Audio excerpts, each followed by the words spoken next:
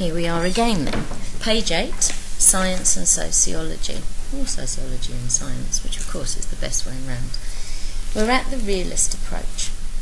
An altogether different view of science has emerged from what has been termed the realist school. This argues that it is misleading to typify science as being based on experiment, and that outside the laboratory, scientists are faced with as many uncontrollable variables as social scientists.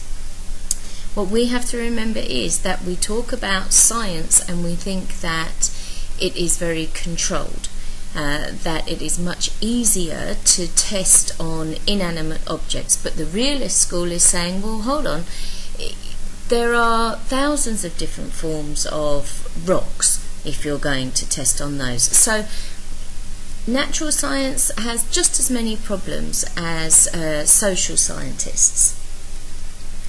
Although men have landed on the moon with great scientific precision, meteorologists with banks of technical equipment cannot tell you with certainty whether it will rain or not in a month or even a day's time, or for how long.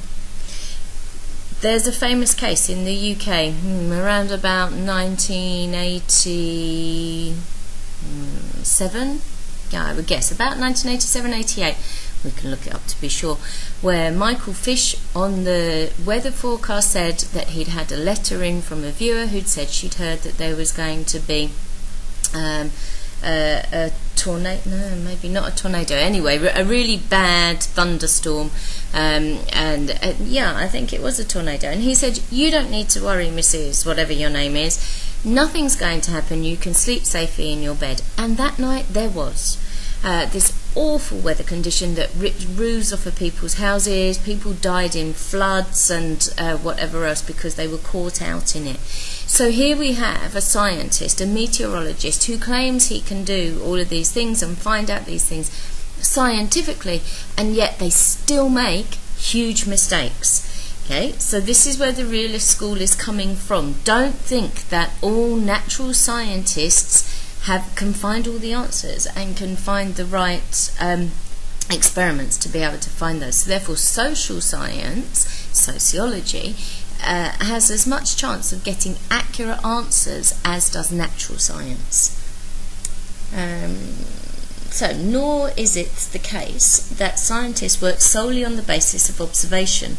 They cannot see viruses spreading from human to human or continents drifting apart, but they are able to surmise these facts from the evidence of epidemics striking people down or from earthquakes and volcanic eruptions. The real causes are often knowable only by their effects. This, the realists claim, allows social scientists to claim that they too are engaged in the same scientific project where many and complex variables are at work. Okay, so the realist school are trying to give validity to what sociology is doing as regards it being a science. The phenomenological approach. You'll notice I can't pronounce this word. Phenomenologists regard the question of the relationship between sociology and science with great skepticism. Whatever the claims of natural science, there is a crucial difference between people and inanimate objects in that humans think for themselves and have reasons for their behaviour. This in turn enables them to make active sense of their world. Sociologists should be concerned with interpreting this view. Whether social causation exists or not is irrelevant. Okay, so phenomenologists are looking at it from the viewpoint of human beings being independent, free-thinking people. And of course the problem with that is that a person may think they've done something for a certain reason, but actually it's not. There are myriad causes behind it that they may be not admitting to. So maybe I go and get my hair cut and dress up nicely because I think I want to look nice for myself, but actually I'm doing it because I want to look nice for somebody else. But I'm not admitting that to myself. So with a phenomenological approach, this becomes an issue, and for sociology to be scientific is extremely difficult. Scientists themselves, from the phenomenological point of view, are as involved in interpreting reality as any other group in society. All knowledge is simply the product of interaction between human beings. It is more valid, as well as more interesting, to analyse science as a set of subjectively held meanings. Events are not passively observed.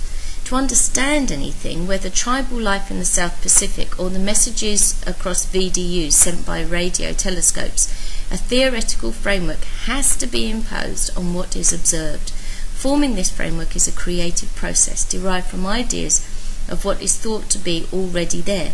All knowledge is socially constructed. So a phenomenologist is saying, okay, when we put together the structures to be able to test something, perceive something, understand something, hypothesize on something, the views that we bring into that are affected by what we have experienced socially previously. So we can't separate out those extra ideas that people are giving us. And if my social experience has been different from somebody else's social experience from a different culture, then they may approach this in a completely different way. So therefore, for sociology to be regarded as a science is very difficult. There are at least three positions then on the debate about the scientific status of science. Positivist sociologists claim that the methods they use, while not identical to those of the natural sciences, approximate closely enough to them. Social science can be like natural science. The realists claim that in both branches of science, similar problems are faced in postulating the influence of unseeable structures and forces. For phenomenologists, the search for causes and laws is dismissed, and science itself is studied as a social construct. Okay? So these are our three main theories regarding sociology as a science. All right, so we have our positivists who are trying to use scientific methods and claim that sociology is doing the right thing. We have our realists who say actually they've got similar problems, and what we have to think about is that both have these very difficult alternatives that make it difficult for hypotheses and postulation. And finally, your phenomenologists who say actually science isn't as objective as it claims to be. It has all the problems that sociology has, and actually we should regard science as a social construct, because what guides the decisions to make scientific laws.